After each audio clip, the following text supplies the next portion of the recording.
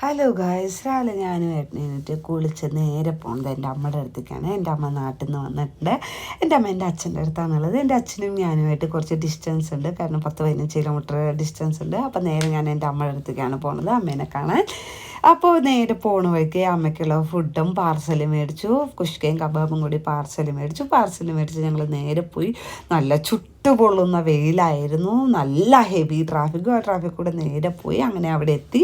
എനിക്ക് പായസം വെക്കാൻ പ്ലാൻ ഉണ്ടായിരുന്നു. അങ്ങനെ ഏട്ടൻ പാലൊക്കെ മേടിച്ചിട്ട് വന്ന് പോണ വഴിക്ക് അമ്മേനെ കണ്ടു.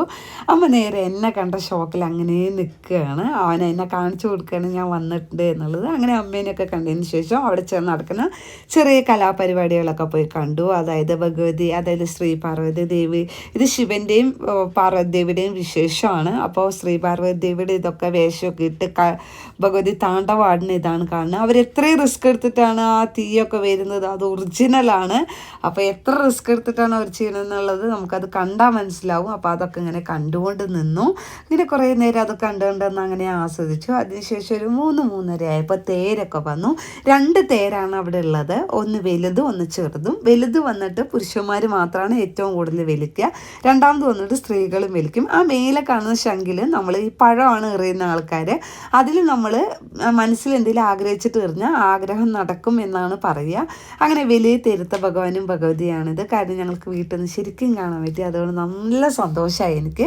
അങ്ങനെ തൊട്ട് പുറകെ തന്നെ 2ാമത്തെ തേരും വന്നു. അതിൽ ഞാനും മോനൊക്കെ പോയി വലിച്ചു. ഇതിലും സ്ത്രീകളും പുരുഷന്മാരും ഉണ്ടാവും, പക്ഷേ സ്ത്രീകൾക്കും ഇതിൽ വലിക്കാം എന്നാണ് പറയുക. അങ്ങനെ വൈകുന്നേരം ആയപ്പോൾ ഞങ്ങൾ പുറത്തോട്ട് അങ്ങനെ പൂരപ്പറമ്പിലോട്ട് ഇറങ്ങി തേജൂട്ടിനെ കളിക്കണം എന്നൊക്കെ പറഞ്ഞു. അങ്ങനെ അവൻ കളിച്ചു. 2-3 കയറി അവൻ ഹാപ്പി ആയിട്ട് കളിച്ചു. അവൻ്റെ ഹാപ്പിനെസ് ആ കുട്ടികളുടെ ഇത് നമ്മുടെ ചെറുപ്പത്തിലും ഉണ്ടായിട്ടുണ്ടാവും, പക്ഷെ നമുക്ക് ഇപ്പോൾ ഒന്നും അങ്ങനെ തോന്നാറില്ല. എനിക്ക് പ്രത്യേകിച്ച് തോന്നാറില്ല കേട്ടോ. അങ്ങനെ അവൻ അതിലും കയറി കളിച്ചു. അതിനുശേഷം എനിക്കുള്ള ചെറിയ ക്ലിപ്പും അതൊന്നും എനിക്ക് ഇപ്പോഴും ആഗ്രഹം പോയിട്ടില്ല കേട്ടോ. അങ്ങനെ എനിക്കുള്ള ചെറിയ ക്ലിപ്സും ഇതൊക്കെ ഞാൻ പോയി മേടിച്ചു. അങ്ങനെ എൻ്റെ കൂട്ടത്തിൽ ഒരു തൊപ്പിയും കൂടി എനിക്ക് മേടിച്ചു. ഞാനത് നമ്മുടെ തലയിലിട്ട് ഭംഗി കണ്ടു.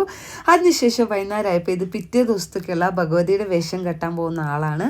അതിനുശേഷം ഞാനും ഏട്ടനും കൂടി നേരെ വീട്ടിലോട്ട് വന്ന് ഡ്രസ്സൊക്കെ മാറി ഫുഡൊക്കെ കഴിച്ചു. അപ്പം അത്രേ ഉള്ളൂ ഇന്നത്തെ വീഡിയോ. അപ്പം ഇനി ഒരു വീഡിയോ ആയിട്ട് കാണുന്നവരെ ബൈ.